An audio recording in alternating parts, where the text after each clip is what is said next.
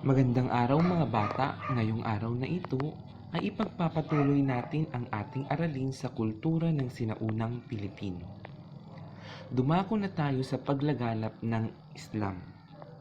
Napalawak ang relihiyong Islam sa Pilipinas nang nakipag-ugnayan at nakarating ang mga unang Arabo sa ating bansa.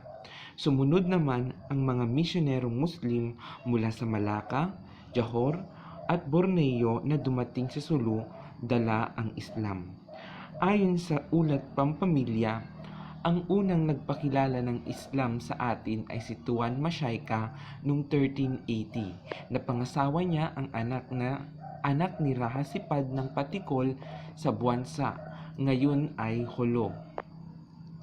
Ang sumunod na dumating ay si Sheikh Karim ul Makdum, nakarating noong 1380 sa Sinumul, isang isla sa Tawi-Tawi, at sumunod ang isang prinsipeng Malay na nanggaling sa Menangkaban, Sumatra na si Raha Baginda.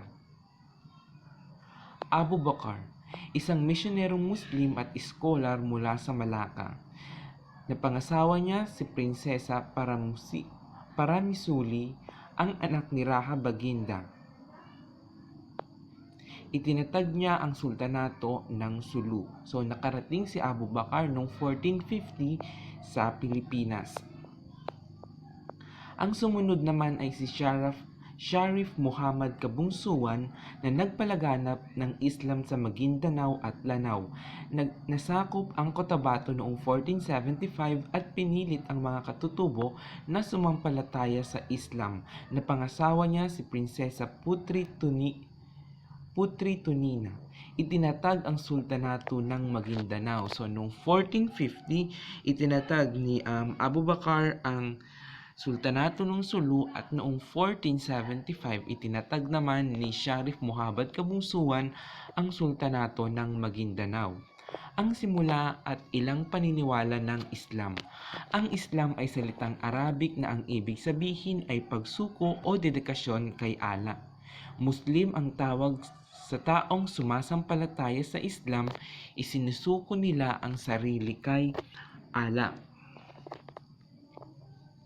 Muhammad, ang kinikilalang propeta o sugo ng Diyos ng mga Muslim. Siya ang nagtatag ng Islam, ipinanganak noong 570 CE sa Mecca sa kanlurang Arabia, at noong 1610 CE ay naramdaman niya ang tawag ng Diyos, at mula noon hanggang siya ay namatay, tumanggap siya ng mga revelasyon na pinaniniwala ang direktang nanggagaling sa Diyos. Ang banal na aklat ng mga Muslim ay tinatawag na Quran, naglalaman ng utos at salita ng Diyos. Muezzin ang nananawagan sa mga Muslim sa oras ng pagdarasal. Kailangang malinis ang kanilang pananamit at sarili. Iniiwan nila ang kanilang mga sapatos o tsinelas sa pintuan ng moske. Ang moske ang tawag sa banal na lugar ng pagsamba ng mga Muslim. Kung sa atin tinatawag nating simbahan, sa mga Muslim tinatawag nilang moske.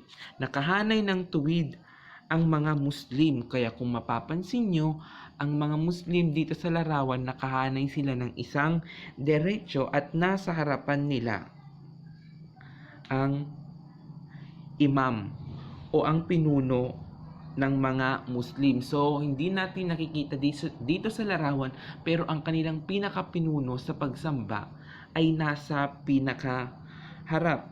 Sabay-sabay sila sa pagyuko, pag-upo at pagpapatirapa. Samantalang ang mga babae ay nakahiwalay sa mga lalaki. So maaaring nasa ibang linya ang mga babae. Ang mga haligi ng Islam. Pero bago ang lahat, ang Quran ay banal na kasulatan ng mga Muslim. Suna ay nakasulat, Suna ang tawag sa kung saan nakasulat ang tradisyon ni Muhammad na kinabibilangan ng 5 haligi ng Islam.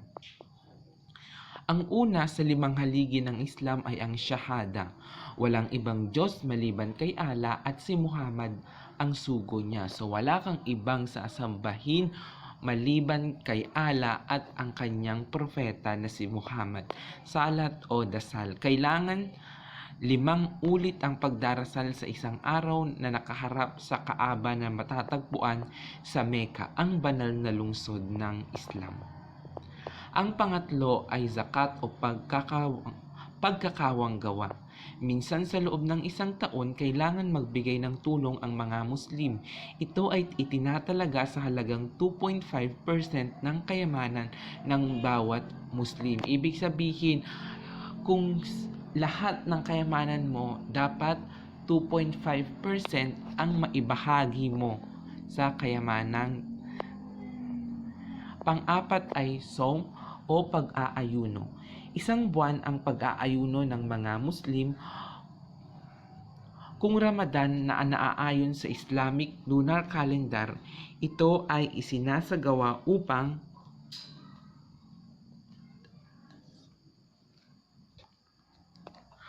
madama ang hirap na dinaranas ng mga maralita at maging maawain at matulungin sa kanila.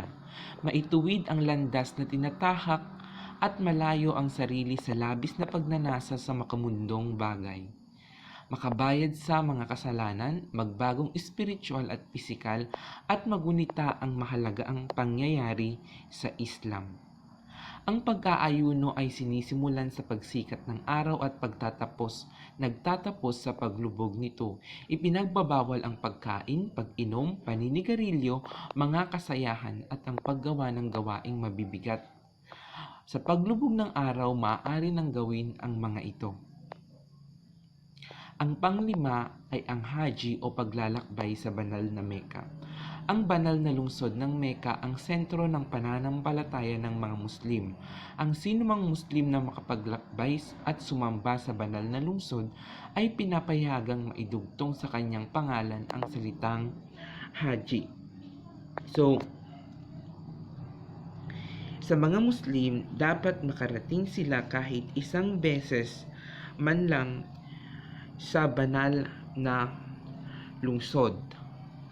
Para ito dun sa may mga kakayahan, pero kung wala ka namang kakayahan, hindi naman sa pilitan ang pagpunta sa banal na lungsod ng Mecca.